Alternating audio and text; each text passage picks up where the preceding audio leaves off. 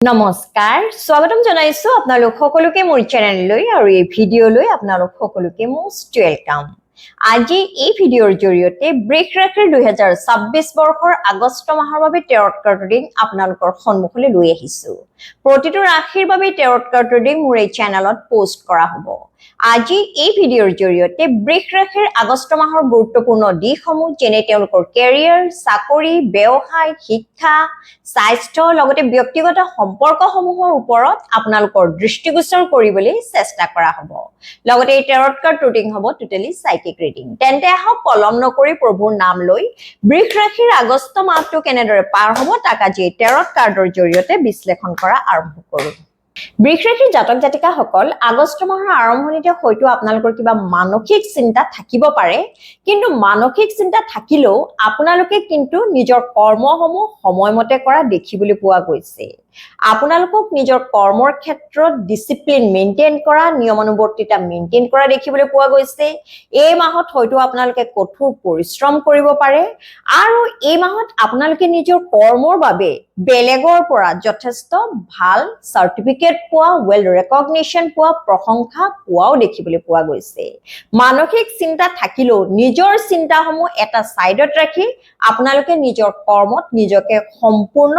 নিয়োগ কৰা দেখিবলৈ পোৱা গৈছে। এয়া অতি শুভ লক্ষণ বুলি ক'ব পাৰি। কেৰিয়াৰ বা ফাইনেন্সৰ পইণ্ট অফ ভিউৰ পৰা যদি চাওঁ, হাতলৈ এই মাহত আপোনালোকৰ টকা পইচা আহিব, টকা পইচা নহা নহয়, কিন্তু এই মাহত আপোনালোকৰ হয়তো যথেষ্ট টকা পইচা খৰচো হ'ব পাৰে। এই মাহত হয়তো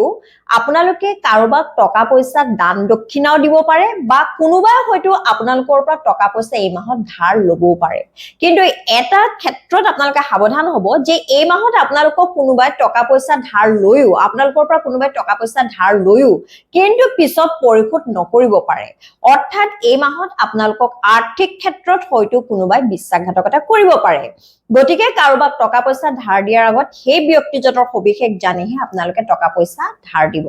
লগতে মাহৰ প্ৰথম ভাগত আপোনালোকে হাই ইনভেষ্টমেন্ট নকৰাই ভাল, কিয়নো মাহৰ প্ৰথম ভাগত যদি আপোনালোকে হাই ইনভেষ্টমেন্ট কৰে তেন্তে পিছৰ পৰ্যায়ত আপোনালোকে বিশেষ লাভৱান হোৱা দেখিবলৈ পোৱা নাই। আপোনালোকে যদি এই মাহৰ আৰম্ভণিতে কিবা সম্পত্তি ক্ৰয় কৰাৰ কথা চিন্তা কৰিছে তেন্তে মাহৰ 15-20 তাৰিখৰ আগত আপোনালোকে কিবা ডাঙৰ সম্পত্তি নিকিনাই ভাল, কিয়নো এই ক্ষেত্ৰত মই আপোনালোকে কিছু ক্ষতি হোৱাৰো এনাৰ্জি দেখিবলৈ পাইছো। গতিকে টকা পইচা খৰচ কৰাৰ ক্ষেত্ৰত আপোনালোকে অত্যধিক সতৰ্ক হ'ব। বাকি চাকৰিৰ ক্ষেত্ৰত যদি চাওঁ, এই মাহত হয়তো বহুতে নতুন চাকৰি পাব পাৰে, নতুন চাকৰি পোৱাৰ এনাৰ্জি মই বহুত দেখিবলৈ পাইছো। নিউ বিগিনিংছৰ বাবে সেয়া হয়তো নতুন চাকৰিৰ ক্ষেত্ৰতো হ'ব পাৰে বা আপোনালোকৰ নতুন বিজনেছ ষ্টাৰ্টআপৰ ক্ষেত্ৰতো মই যথেষ্ট এনাৰ্জি দেখিবলৈ পাইছো। কৰ্মৰ ক্ষেত্ৰত যথেষ্ট শুভ মাহ বুলি ক'ব পাৰি, কেৱল টকা পইচা খৰচ কৰাৰ ক্ষেত্ৰত আপোনালোকে সাৱধান হ'ব। লগতে এই মাহত আপোনালোকৰ পঢ়া শুনাৰ ক্ষেত্ৰতো যথেষ্ট ভাল ফলাফল লাভ কৰা দেখিবলৈ পাইছো। বিশেষকৈ শিক্ষাৰ্থীসকলে শিক্ষাৰ ক্ষেত্ৰত এই মাহত কঠোৰ পৰিশ্ৰম কৰা, ডিসিপ্লিন মেইনটেইন কৰা, ৰেগুলাৰিটি, পাংচুৱেলিটি পঢ়া শুনাৰ ক্ষেত্ৰত যথেষ্ট মেইনটেইন কৰা দেখিবলৈ পোৱা গৈছে আৰু এই মাহত আপোনালোকৰ ৰিজাল্টসমূহ যথেষ্ট ভাল হোৱা দেখিবলৈ পোৱা গৈছে। কিন্তু এই মাহত আপোনালোকে নিজৰ পৰিয়ালৰ ব্যক্তিৰ পৰা, সেয়া হয়তো আপোনালোকৰ নিজৰ পিতৃ-মাতৃও হ'ব পাৰে, নতুবা নিজৰ কনিষ্ঠ ভাতৃ-ভগ্নীও হ'ব পাৰে বা জ্যেষ্ঠ ভাতৃ-ভগ্নীও হ'ব পাৰে, তেওঁলোকৰ পৰা বিশেষ সাপোৰ্ট লাভ কৰা দেখিবলৈ পোৱা নাই। বিশেষকৈ পিতৃ-মাতৃয়ে আপোনালোকৰ লগত এই মাহত যথেষ্ট ষ্ট্ৰেইট ফৰৱাৰ্ড হোৱা দেখিবলৈ পোৱা গৈছে। হয়তো আপোনালোকৰ কৰ্মসমূহ বৰ্তমান আপোনালোকে যিবোৰ এক্টিভিটিজ কৰি আছে, যিবোৰ কৰ্মৰ লগত জড়িত হৈ আছে, আপোনালোকৰ পিতৃ-মাতৃৰ হয়তো মন পছন্দৰ নহবও পাৰে। সেয়া হয়তো এটা জেনেৰেশ্যন গেপ হ'বও পাৰে। সেই যি কি নহওক, মাহৰ শেষৰ ফালে আপোনালোকৰ নিজৰ পৰিয়ালৰ লগত মোটামুটি ঠিক সম্পৰ্ক স্থাপন হোৱা দেখিবলৈ পোৱা গৈছে। অৱশ্যে যিসকলৰ নিজৰ কনিষ্ঠ ভাতৃ-ভগ্নী আছে, এই মাহত আপোনালোকে নিজৰ ভাতৃ-ভগ্নীৰ ব্যৱহাৰৰ জৰিয়তে, তেওঁলোকৰ কিবা মাত কথাৰ জৰিয়তে হয়তো অন্তৰত আঘাত পাব পাৰে। লগতে এই মাহত আপোনালোকে, মই পূৰ্বতেই ক'লো যে হাই ইনভেষ্টমেন্ট নকৰিব। মিউচুৱেল ফাণ্ড, শ্বেয়াৰ মাৰ্কেট বা অন্যান্য চ'ৰ্চত যদি আপোনালোকে টকা পইচা হাই ইনভেষ্টমেন্ট কৰাৰ কথা চিন্তা কৰিছে তেন্তে এই মাহত মই ভাবো নকৰাই ভাল। লগতে আপোনালোকৰ যদি নিজা সন্তান আছে আপোনালোক যদি এজন অভিভাৱক এই মাহত আপোনালোকৰ সন্তানে নিজৰ কেৰিয়াৰ ক্ষেত্ৰত যথেষ্ট আগবঢ়া দেখিবলৈ পোৱা গৈছে আপোনাৰ লগত আপোনাৰ সন্তানৰ এক মধুৰ সম্পৰ্ক স্থাপন হোৱা দেখিবলৈ পোৱা গৈছে লগতে এই মাহত আপোনালোকে নিজৰ স্বাস্থ্যৰ ক্ষেত্ৰত বিশেষভাৱে সতৰ্ক হ'ব যদিহে এই মাহত আপোনালোকে দূৰ ভ্ৰমণ কৰিবলগীয়া হয় নতুবা আপোনালোকে যদি ড্ৰাইভিং কৰে গাড়ী চলায় বাইক চলায় বা নতুবা আপোনালোকে চাইকেল চলায় তেন্তে ড্ৰাইভিং কৰোতে আপোনালোক অত্যন্ত সাৱধান হ'ব এই মাহত হয়তো আপোনালোকৰ সৰু সুৰা এক্সিডেন্ট হ'ব পাৰে বা গা ধুবলৈ যাওঁতে বাথৰুমতে হয়তো কোনোবাই পৰিব পাৰে মই আপোনালোকক ভয় খুৱাবৰ বাবে কোৱা নাই মই আপোনালোকক সতৰ্কহে কৰি দিছো যাতে আপোনালোকে একো বিপদত নপৰে আৰু সতৰ্ক হৈ থাকিলে সাৱধান হৈ থাকিলে আপোনালোকে নিশ্চয় একো বিপদত নপৰে অৱশ্যে এই ক্ষেত্ৰত কাৰোবাৰ ৰাহুৰ দুখো থাকিব পাৰে ৰাহুৰ দুখ হলে সাধাৰণতে এনে ধৰণৰ বাথৰুমত পৰা বা উজুটি খাই পৰা এনে ধৰণৰ সমস্যাৰ সন্মুখীন হোৱা দেখিবলৈ পোৱা গৈছে গতিকে আপোনালোকে ৰাহুক সন্তুষ্ট কৰিবৰ বাবে ৰাহুৰ প্ৰতিকাৰসমূহ কৰিলে যিবোৰ মই এষ্ট্ৰলজিৰ ভিডিঅ'ত কৈনো সেইবোৰ কৰিলে নিশ্চয় আপোনালোকে ভাল ফলাফল পাব সেই যি কি নহওক এই মাহত আপোনালোকৰ প্ৰেমৰ সম্পৰ্কৰ কথা যদি কওঁ যিসকল বিশেষকৈ সিংগল হৈ আছে তেওঁলোকৰ জীৱনত কিন্তু নতুন প্ৰেমৰ প্ৰস্তাৱ আহিব পাৰে আৰু যিজন ব্যক্তি হয়তো আপোনাৰ সংস্পৰ্শলৈ আপোনালোকৰ কন্টেক্টত আহিব বিচাৰিছে সেই ব্যক্তিজন হয়তো যথেষ্ট প্ৰেক্টিকেল হ'ব পাৰে কেৰিয়াৰ অৰিয়েন্টেড হ'ব পাৰে লগতে যথেষ্ট পজিটিভ এটিটিউড থকা ব্যক্তিও হ'ব পাৰে মই সেই ব্যক্তিজনৰ মাজত যথেষ্ট পজিটিভ এনাৰ্জি দেখিবলৈ পাইছো লগতে যিসকল বহুদিনৰ পূৰ্বৰ পৰা প্ৰেমৰ সম্পৰ্কত আছে এই মাহত আপোনাৰ নিজৰ প্ৰেমিক বা প্ৰেমিকালৈ হয়তো মনত কিছুমান প্ৰশ্নৰ অৱতাৰণা হ'ব পাৰে কোনোবা সময়ত আপোনালোকৰ এনেকুৱা অনুভৱ হ'ব পাৰে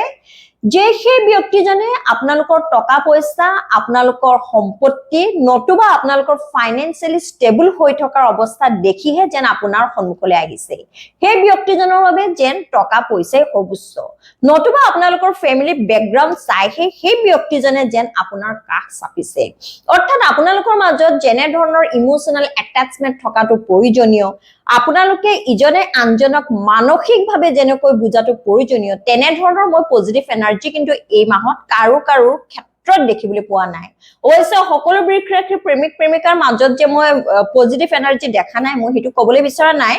কিন্তু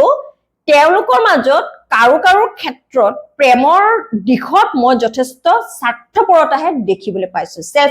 সেলফিশনেছো এই ক্ষেত্ৰত দেখিবলৈ পোৱা গৈছে কি যি কি নহওক বৈবাহিক সম্পৰ্কৰ ক্ষেত্ৰত যদি চাওঁ এই মাহত স্বামী স্ত্ৰীৰ মাজত সম্পৰ্ক মধুৰ হ'ব আপোনালোকৰ মাজত যথেষ্ট এটাচমেন্ট বাঢ়িব আপোনালোকৰ মাজত যথেষ্ট ৰোমান্টিক এনাৰ্জি দেখিবলৈ পোৱা গৈছে ইজনে আনজনৰ লগত সময় পাৰ কৰি যথেষ্ট আনন্দ লাভ কৰা যথেষ্ট সুখ শান্তি লাভ কৰা দেখিবলৈ পোৱা গৈছে লগতে এই মাহৰ আৰম্ভণিতে হয়তো কোনোবাই দূৰত ভ্ৰমণ কৰিবৰ বাবে দূৰ ভ্ৰমণৰ বাবে যাত্ৰাও কৰিব পাৰে লগতে মাহৰ মধ্যভাগত আপোনালোকে হয়তো নিজৰ বহুদিনীয়া প্ৰচেষ্টা যি কৰ্মত খটুৱাই আছিল আপোনালোকে যি কৰ্মত পূৰ্বৰ পৰা নিজৰ প্ৰচেষ্টা আগবঢ়াই আছিল সেই কৰ্মৰ ক্ষেত্ৰত যথেষ্ট ভাল ফলাফল লাভ কৰা দেখিবলৈ পোৱা গৈছে আৰু তাৰ জৰিয়তে হয়তো আপোনালোকে বহুতৰৰ পৰা প্ৰশংসাৰ পাত্ৰ বা পাত্ৰী হ'বলৈ সক্ষম হ'ব পাৰে মাহৰ মধ্যভাগত হয় আপোনালোকৰ হাতলৈ টকা পইচা আহিব কিন্তু মাহৰ শেষৰ ফালে আপোনালোকৰ হাতৰ পৰা হয়তো টকা পইচা যথেষ্ট খৰচ হ'ব পাৰে হয়তো কিছুমান খৰচ অৰ্থহীন হ'ব পাৰে গতিকে টকা পইচা খৰচ কৰাৰ ক্ষেত্ৰত আপোনালোকে সাৱধান হ'ব লগতে যিসকল ছাত্ৰ ছাত্ৰীয়ে উচ্চ শিক্ষাৰ বাবে দূৰণিত পঢ়াৰ কথা চিন্তা কৰিছে তেওঁলোকে এই ক্ষেত্ৰত কিছু বাধা বিঘিনি কিছু অবষ্টেকলছ পোৱা দেখিবলৈ পোৱা গৈছে এই মাহত এই ক্ষেত্ৰত আপোনালোকে কিছু ধৈৰ্য ধৰাই ভাল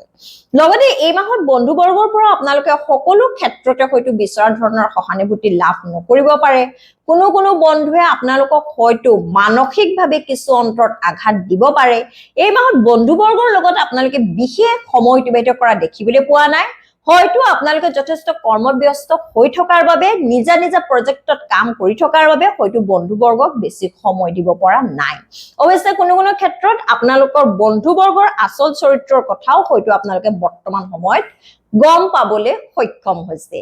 যি কি নহওক এই মাহৰ বাবে বৃষ ৰাশিৰ জাতক জাতিকাৰ টেৰট গাইডেন্স এআই যে এই মাহত আপোনালোকে নিজৰ ভৱিষ্যতৰ কথা চিন্তা কৰক বিশেষকৈ এই মাহত আপোনালোকে টকা পইচা ভৱিষ্যতৰ বাবে সঞ্চয় কৰাৰ ক্ষেত্ৰত গুৰুত্ব দিয়ক লগতে এই মাহত আপোনালোকে নিজৰ কথাহে নিজৰ মতকহে বেছি প্ৰাধান্য দিবলৈ চেষ্টা কৰিব হয় আপোনালোকে সকলোৰে কথাই শুনিব কিন্তু এই সময়ত আপোনালোকে নিজকে বেছি গুৰুত্ব দিয়া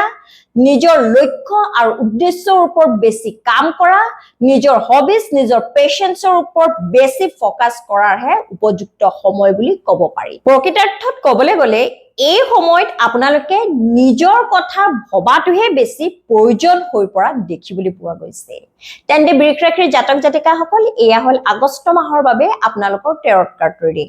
আজিৰ টেৰটৰ এই এনাৰ্জিৰ লগত আপোনাৰ এনাৰ্জি যদি মিল খাইছে তেন্তে সৰ্বপ্ৰথমে ঈশ্বৰক ধন্যবাদ জনাওক লগতে মোৰ চেনেলটো লাইক শ্বেয়াৰ আৰু সাবস্ক্ৰাইব কৰি দিব সকলোৱে সুস্থ থাকক লগতে সদায় হাঁহি থাকক তাৰে কামনা কৰি আজিলৈ আহিছো জয় শ্ৰী ৰাম জয় বজৰংবলী